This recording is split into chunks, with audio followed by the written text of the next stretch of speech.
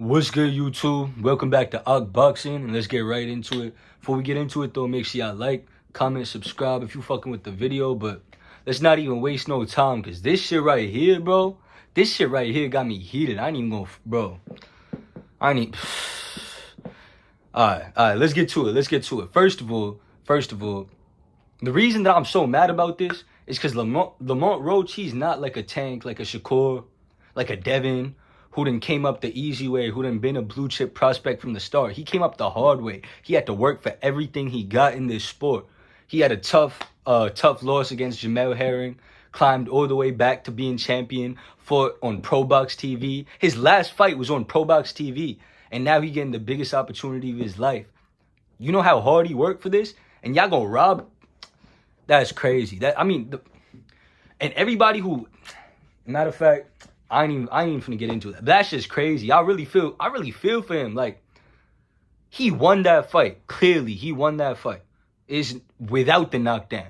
We gonna get into all that. But let's say you had it a draw, which is no way Tank won 7 rounds. But let's say you had it a draw.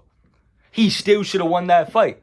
So what the fuck is we talking about? Like, this shit crazy, gang. This shit crazy. I really feel for him, for real. But, feel me? Man, I'm too heated. I can't even think. I really feel so bad for him. But, I mean, this shit was just a highway robbery. We all seen it. Feel me? Bareface on pay-per-view for the whole world to see. We seen who robbed him. It was Tank Davis, Steve Willis, and the PBC protection program. I mean, that shit crazy. But let's talk about Steve Willis, though. Pack him up. Get him the fuck out of here. I don't want to see him ref no fucking world title fight ever again in my life. That was the most disgraceful shit I ever seen, bro. How the fuck is you I don't care how many funny faces you make. I don't care how much stand-up comedy you do. Nah, man. She sucks dick now.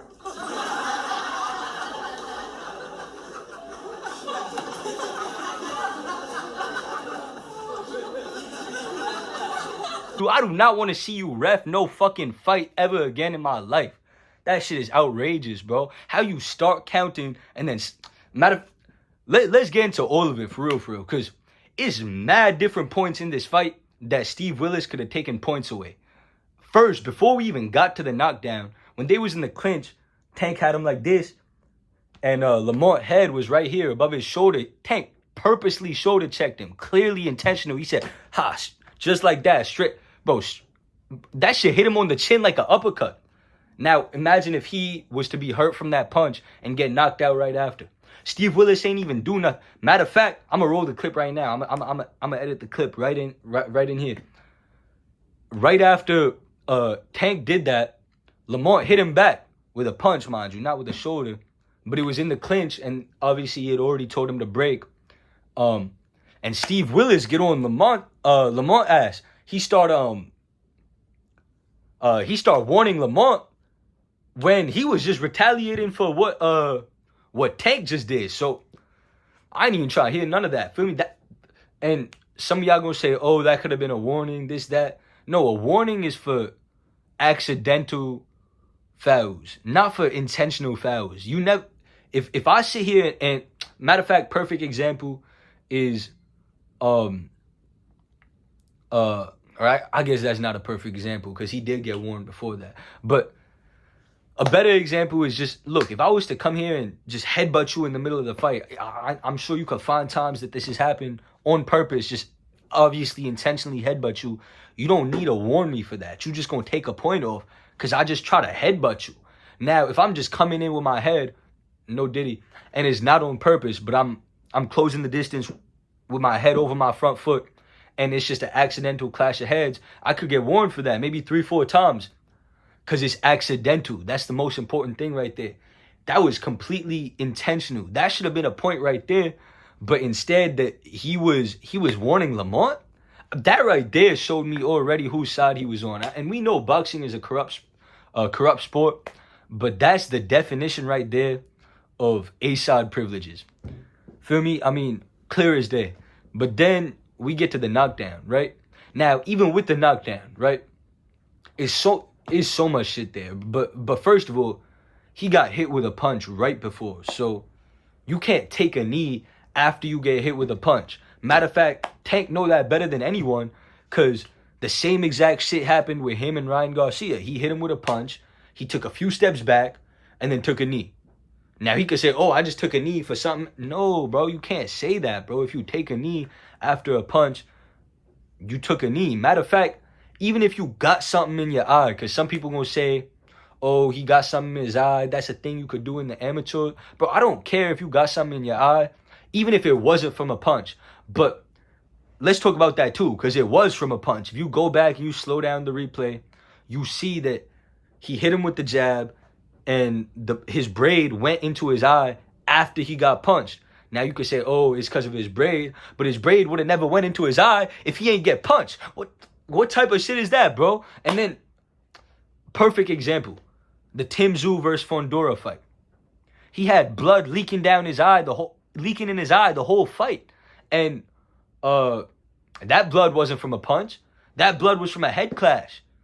But imagine if every time that blood got into Tim Tszyu's eye, he could go to the corner and wipe it off.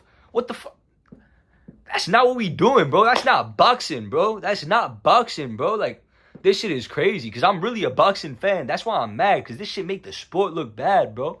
This shit is fucking, like, this shit is WWE. What the, like, the result is already predetermined. What's, like, that shit is crazy, bro. That shit is literally crazy. But like I was saying, bro, if Tank could go get his eye cleaned out, then Tim Tszyu should have been able to do that whenever he got blood in his eye. But no, he was only able to clean his eye out in between rounds, just like anybody else's, right? So off rip, there is no justification for that. That should have been a knockdown, right?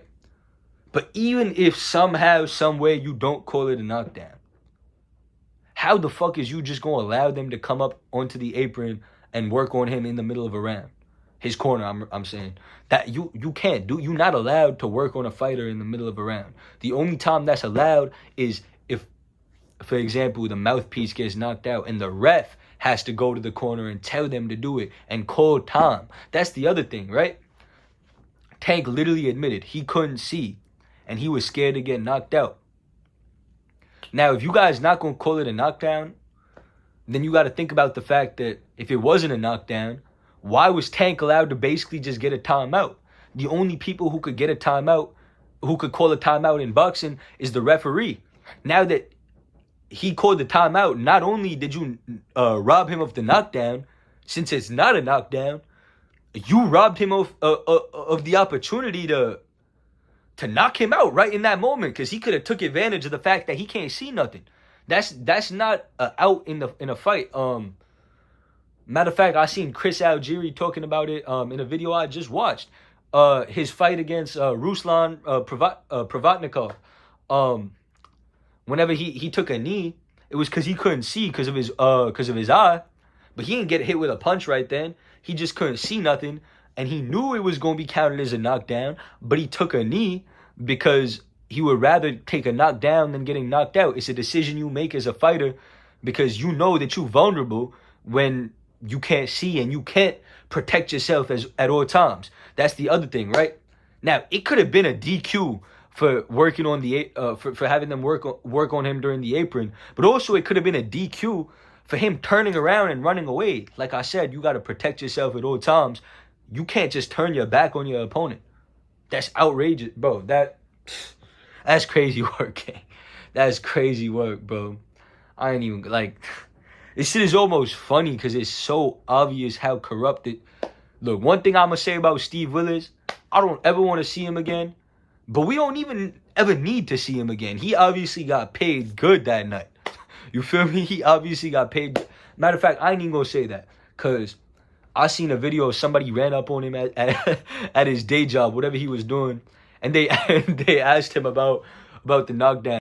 What you was thinking when Tank did that when he took the knee? What you was thinking when he took the knee? Not yet. Can't speak on that. Can't speak on that? Can't speak on that. You did some bullshit, though? I can't speak on that. No personal opinion, nothing? And he said, I can't comment on that, so maybe they ain't paying him well enough, but damn, like, To do all that, bro, they should have paid you well. This shit dead ass crazy. But also, let's talk about some people saying, oh, that punch wasn't even a hard punch. What, bro, that don't matter because we never know what a fighter is feeling, first of all.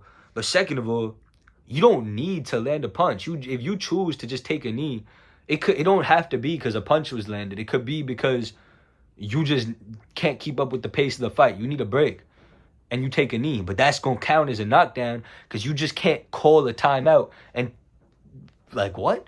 Like what is we talking about? And even Floyd Mayweather, he got his only knockdown in his whole career was when he punched somebody, hurt his hand, and then took a knee. Because he was vulnerable in that moment because his hand was hurt and he couldn't protect himself because he couldn't throw back. So he knew he was vulnerable and he took a knee. But he took the consequences that came with it. You feel me? So this shit is crazy. But beyond Steve Willis, and just this whole shit, let's talk about the actual cards in the fight. Now, a draw, I could see it. I could see a draw. If you give Tank every single close round. If you give Lamont even one of the close rounds, it's at least 7-5. Maybe even 8-4. And if you give him the knockdown round, maybe even 9-3. Because without the knockdown, Tank might have won that round. Might have won that round. That was still a real close round. But I say I'd probably edge it to Tank without the knockdown. Right? But me personally, when I watched it the first time, I think I had it either 7-5 or 8. Because when I watch fights live, I don't really score them. I score them by the swing rounds. And I think I had it 6-6, 7-5, or 8-4. When I watched it back, I had it 8-4. But even if it was 6-6, that knockdown should have counted. And if that knockdown didn't count, points should have been taken somewhere else. Whether it was for them working on him in the corner, for him turning his back, for him intentionally shoulder checking him. Points should have been taken somewhere. Or even when you was warning him for the low blows after, even though I don't know if points should have been taken... my fault. Should have been taken for those on their own in a vacuum. Now that you know you fucked up with everything else, at least take a point for that shit just to make up for it. You feel me?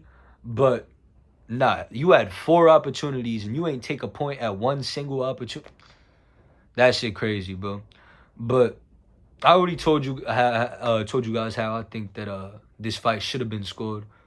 But even if you had it 6-6, 7-5, Roach should have won this fight. Roach should have won this fight. In my opinion, the first 6 rounds was close. I feel like it could have been 4-2 either way, 3-3 maybe.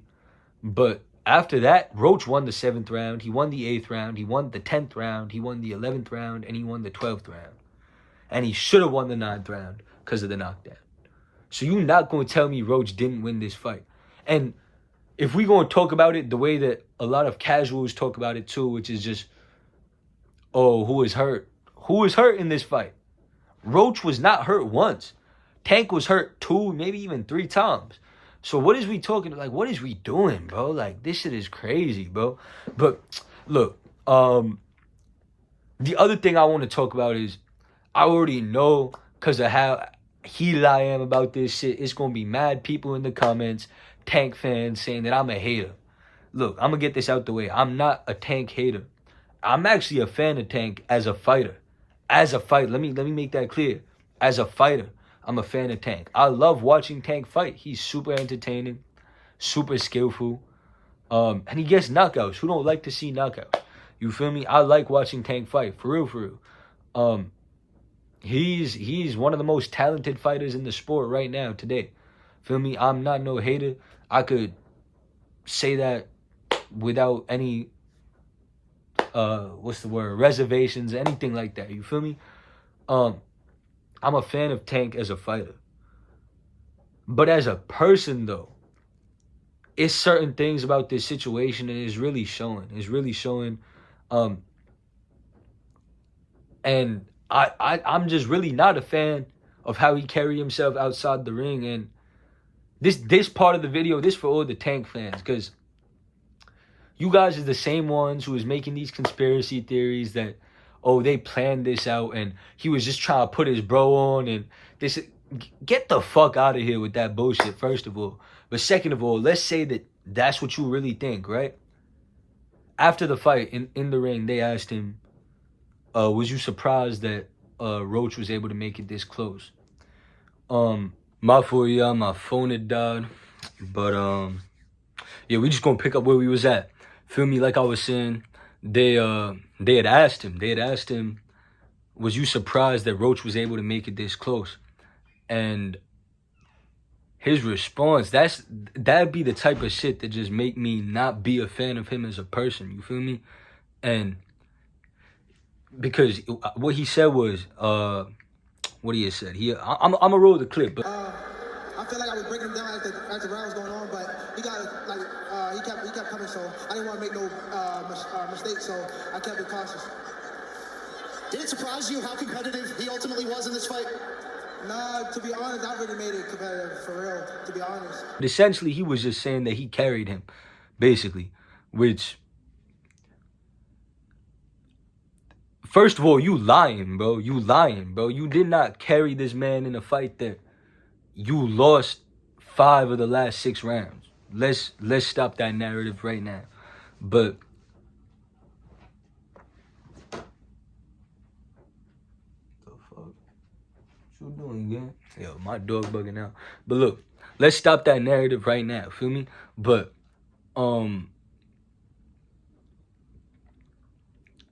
second of all, look, I don't expect no fighter to say they lost, right? You could say it was a close fight, this and that. But to say that, that's just crazy, because that's supposed to be your man's, right? That's supposed to be your bro, whatever, how all you Tank fans are saying that he was putting him on. But you just gonna take all the credit from him and just say that, oh, nah, you carried him. And you already know that your fans is gonna run with it. The same way that matter of fact, let's talk about that too. The same way that you knew that they was gonna give you the fight, or at least not take it from you, because I'm gonna roll the clip for this too. In the post-fight press conference, I seen Lamont Roach. He said that in the 12th round, mind you, he just won 4 of the last 5 rounds, and he win like the first minute and a half of the 12th round, and then they both kind of sitting there just posturing, you feel me? Not really doing too much, and they talking shit. They talking to each other, right? And the commentators is saying this and that. Commentators saying a bunch of bullshit too. I'm gonna get into that too, but feel me? What you call it? Lamont said in the post-fight press conference that when they was talking, Tank told him, they ain't gonna give it to you. That's crazy. We was talking shit, right? But he like, you ain't gonna win. I said, shit, why not? What you talking about? He like, they ain't gonna give it to you. I said, oh, is that right? He knew, bro. Like, he knew. Because, of course he knew, bro. Look how the ref was acting. I mean, everything was in his favor, this fight. But let's get into the commentators too, bro. The commentators, bro. Like, what was going on with that, bro? I seen on the unofficial score. I mean, they was just glazing him the whole fight, but on the unofficial scorecard, the first round, bro. How do you give the first round to Tank? I'm just trying to understand. That shit is crazy, bro. He literally landed 1 punch. He landed 1 punch the whole round, and you gonna tell me that he won? Like, I don't even be knowing what to say, because this shit is just so outrageous. You feel like, and the fact that y'all don't see this shit either is crazy. Feel me? But back to Tank, it's like, this the reason that he not the fighter that I'm the biggest fan of outside the ring, because look how he don't give no other fighters no credit, even someone who supposed to be his man. Like, you look at Shakur or Devin, how they carry themselves outside the ring. They don't take credit away from any other fighter to boost themselves up. Meanwhile, Tank is the one who has the ability to make any fight he can, because he's the A side, and he's ducking everyone while trying to take credit away from them and boost himself up. And this was really a cherry pick gone wrong.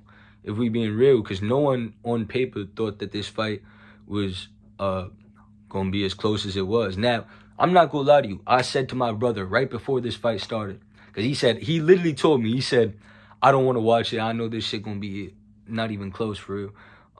And I told him this gonna be his closest fight. Trust me, I knew stylistically that Lamont Roach was gonna pose Tank with more problems than anybody he ever fought before. But that being said, I ain't gonna lie, bro. I did not expect this. I thought Tank was gonna knock him out in like the 10th round or the 11th round. And Tank didn't expect it either. This is by far the best performance I ever seen by Lamont Roach. Now, that being said, I mean, he looked real good in his last fight too. I ain't gonna front.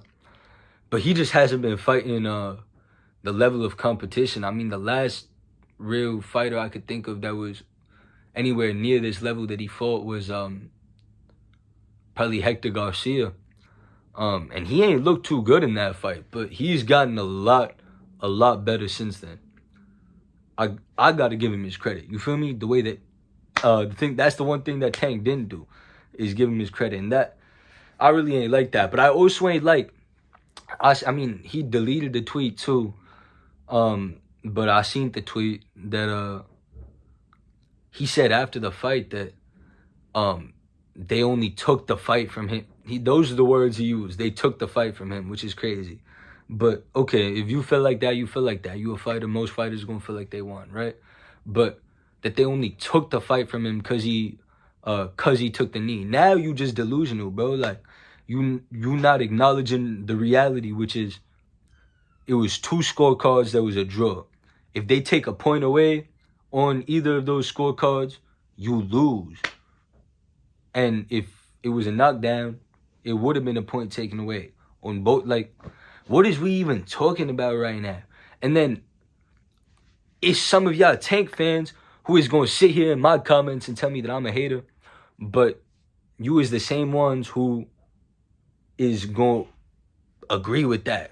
Like, y'all not even thinking for real. Like, this should be blowing minds, yo. But look, man, hold on. Matter of fact, I had some notes for this video. I got so sidetracked, I forgot what I was talking about. All right, now we back. Matter of fact, it was something else I was gonna say too. Oh yeah, all right, let's talk about that, because I was just watching this video earlier. I'm gonna throw the clip in too. Shout out to Dan Raphael. He a boxing insider, or whatever you want to call it. But he talked about, he gave some inside information which just made this shit look even more sus to me, for real. But if we damn, I just blanked. Oh yeah, no, I was gonna say some of y'all might have probably seen, it was right with the instant replay, right? You got PBC and and whatever the people they got working there saying that they sent it to the commission for instant replay. And I watched the fight back. It's a point, I think, in the 10th round or the 11th round where the commentator comes back and says that they confirmed that the decision was no knockdown, that the commission confirmed that. Now the commission is saying that they never received the footage in the time that's allowed for you to make the decision or whatever, or something along those lines. Now, I don't know if the commission's in on it or if the technical issues that they talking about is really just PBC coming up with some bullshit. Like, I don't know. I guess only time will tell.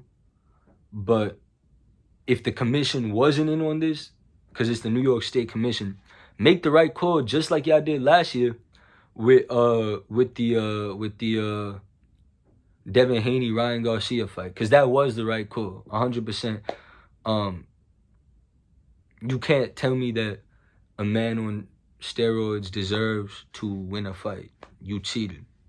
I'm not saying Haney deserved to win, because you didn't win, but neither did Ryan. So if you guys can make the right call there where Ryan was the A side, I got faith that y'all can make the right call here. Hopefully. But if you don't, because this is so obvious. This is so obvious. If you guys don't make the right call, NYSAC, New York State, whatever that shit, New York State Athletic Commission, you corrupt too. It's not just Steve Willis. It's not just the PBC. It's not just all these promoters. You corrupt too. But you know what I think is funny is Tank was just talking about how he don't want to go fight in Saudi Arabia because it's corrupt over there. Mind you, now I'm not saying that the optics don't look bad of Turkey telling Hamza that he down two rounds, but we don't even know if that's on the official scorecards. That could have just been his opinion, because you know Turkey loved to give his opinion all the time. But let's not act like Floyd ain't do that for Tank before, and on the PBC show, and we done heard Floyd out his own mouth say Al Heyman is the same as Floyd. And this was before Tank and Floyd fell out, when Floyd was still his promoter, and that's basically a Floyd Mayweather show. So it's basically the same thing. So Tank was calling Turkey out for that, but I do see how it's slightly different because Turkey's supposed to be a neutral party. So I already thought that was kind of funny, but I said, all right, fair. I see what you're saying. Feel me? I see what you're saying. And I'm not going to say it don't look bad, because it do look bad. And I'm not going to be the person here saying that Turkey is perfect. But after this, I think we see what it really is. It's just you projecting. It's that you don't want to fight where you don't got the fights rigged for you, essentially. It's the same way you projecting, talking about Shakur only want to fight you now because you talking about retiring. He been wanting to fight you. Matter of fact, you only want to fight Loma now because he talking about retiring. That shit really just funny how it worked. But I also want to say, they talking about overturning it. I seen some people saying, oh, well, the judges who scored it a 10-9 round, then like that you're assuming that they would have scored it a 10 who scored it a 10-9 round for Tank, you're assuming they would have scored it a 10-8 for Roach. No, we're not assuming that, because let's say I don't know which judges was which, but let's say that the two judges who had it a draw scored a 10-9 for Tank, that's his best case scenario, right? In that case, we don't even got to make it a 10-8 round. We just got to take the point away for a knockdown, because no matter what, even if you still had Tank winning 10-9, now it's 9-9 because of the knockdown, which makes both of those cards 114-113. 114-113 split decision win for Lamont Roach Jr. So I just wanted to clear that up, because I seen some people saying that. Some people just don't know how math works, I guess. I don't know. Numbers is real simple, for real. But moving on. Let's talk about Lamont Roach, because he really the hero in all of this. Feel me? I want to not focus on all the bad stuff. I want to focus on the good stuff, because Lamont Roach showed me that he's on a level that I didn't think he was on. And he put on a beautiful performance. And he's the only person who, in my eyes, ever beat Tank. And that's the other reason y'all can't say I'm a hater, because it was a lot of people saying that Pitbull beat Tank. They was haters. Pitbull did not beat Tank. By no means. I don't know how y'all was saying that. That was 7-5 or 8-4 Tank for sure. It was no way Pitbull won 7 rounds in that fight. But that's how you know I'm not a hater. And I love watching Tank fight, but I just hate how he act. Because he not good for the sport, for real.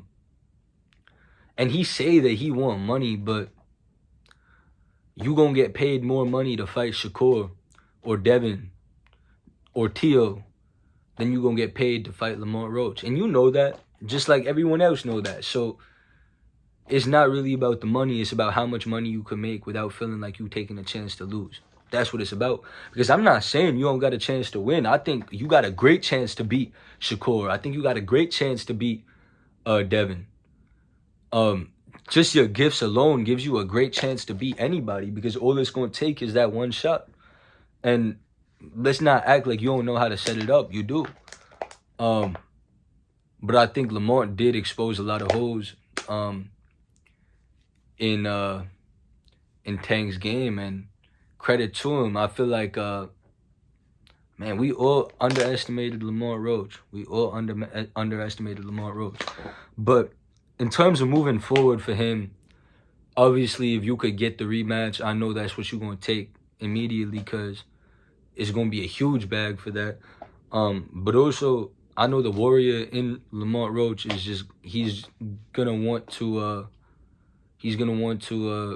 get that decision. Even if he does get this overturned, he's going to want to get decision in the ring. So I understand that for sure.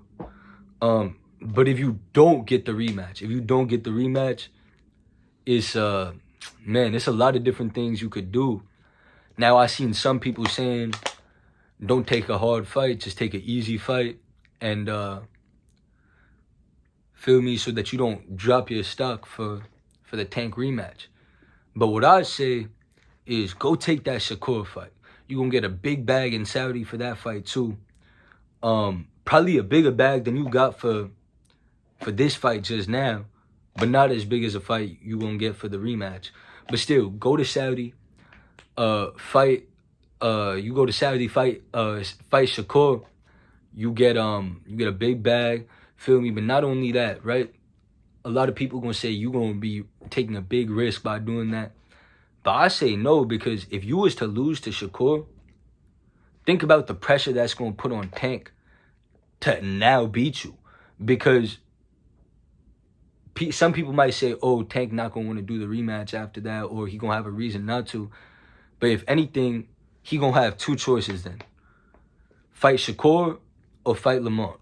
We already know he don't want to fight Shakur. So if Shakur beats you, he going to say, well, nah, now I got to beat you the right way. So either way, you going to get that rematch after, whether you win or whether you lose. And if you lose, it's just going to put more pressure on him to take the rematch.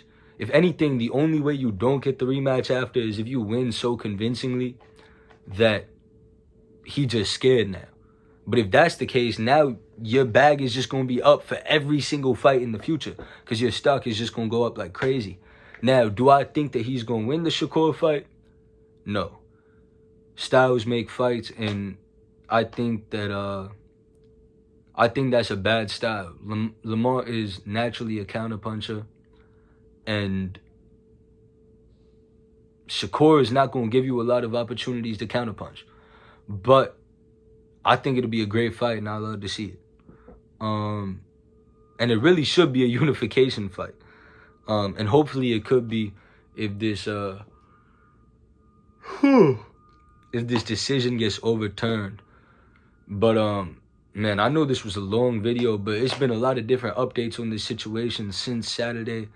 And I didn't get to make a video on Saturday or Sunday, so I just had to really get into all this. Because this shit is fucked up, man. This shit is crazy. But yeah, that's all I got for y'all today, feel me?